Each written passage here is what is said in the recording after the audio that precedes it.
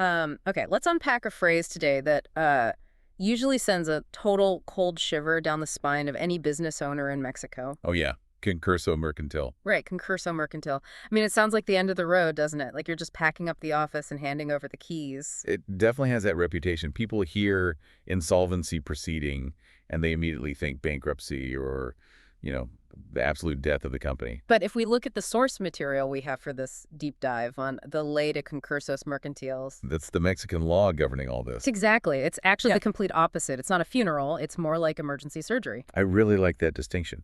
The mission for us today is to understand how this legal figure actually acts as a shield for you.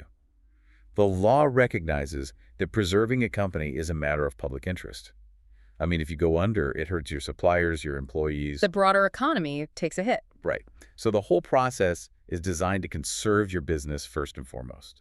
And it's split into two specific stages, right? It's not just one big, messy event where everything collapses at once. Yeah, stage one is conciliation. This is purely the negotiation phase. The goal here is just reaching an agreement with your creditors. Basically saying, how can we fix this? So you get paid eventually and we stay in business. And stage two, That is quiebra, or bankruptcy. But this is the last resort. It only happens if you can't reach a deal in stage one, or if the company is just totally inviable. That's when they sell off the assets to pay everyone in an orderly line. But the goal is to never get there. okay, so let's focus on that first stage, the shield. The sources list some massive strategic advantages to filing for a concurso mercantil. And the one that jumped out at me immediately was what I'm calling the pause button. It effectively is a pause button. Once that judge signs the order, all those aggressive legal actions against you just stop. If you have creditors trying to seize your trucks or freeze your bank accounts, Suspense. suspended. It gives you room to breathe. That is huge. But here is where it gets really interesting for me, the money side of things, specifically the interest rates. This is critical. Under normal circumstances, if you stop paying, interest piles up exponentially. It becomes a snowball you just can't stop. Yeah. In a concurso mercantil, generally speaking, ordinary and moratorium interest stops accumulating. So the debt just stops growing. For the most part, yes. There is an exception for mortgage-backed credits. Those keep going up to the value of the guarantee.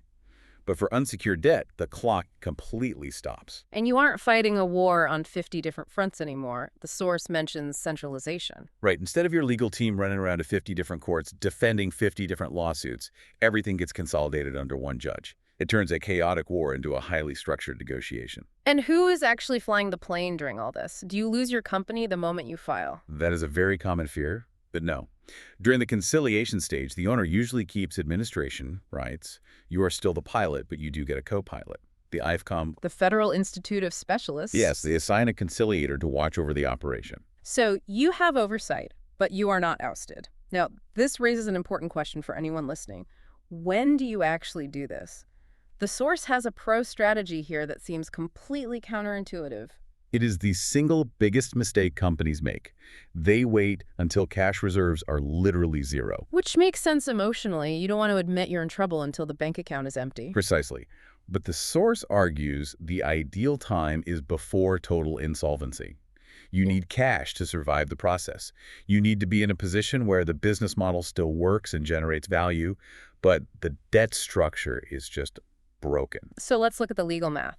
The law, specifically Article 10, gives you a formula to know if you qualify.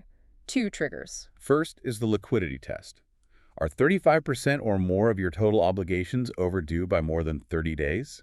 If yes, you're halfway there. And the second trigger. The asset test. Do you have enough liquid assets, like cash or short-term investments, to cover at least 80% of those overdue debts? If the answer is no, you legally qualify. You can't just fake these numbers. There is a gatekeeper.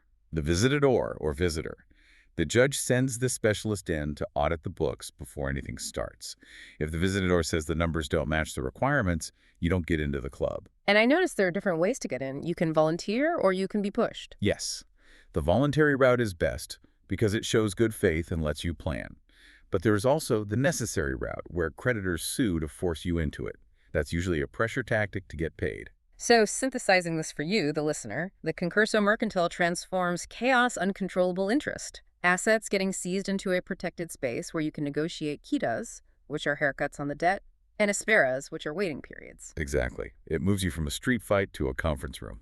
Before we go, I want to leave you with one final thought from the source material that I think is brilliant. It's about anticipation.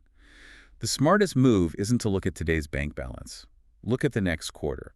If your financial projections show you won't be able to pay 2 or more creditors in the next 3 months, that is your signal. Don't wait for the actual default to happen. Use the shield before the arrow hits.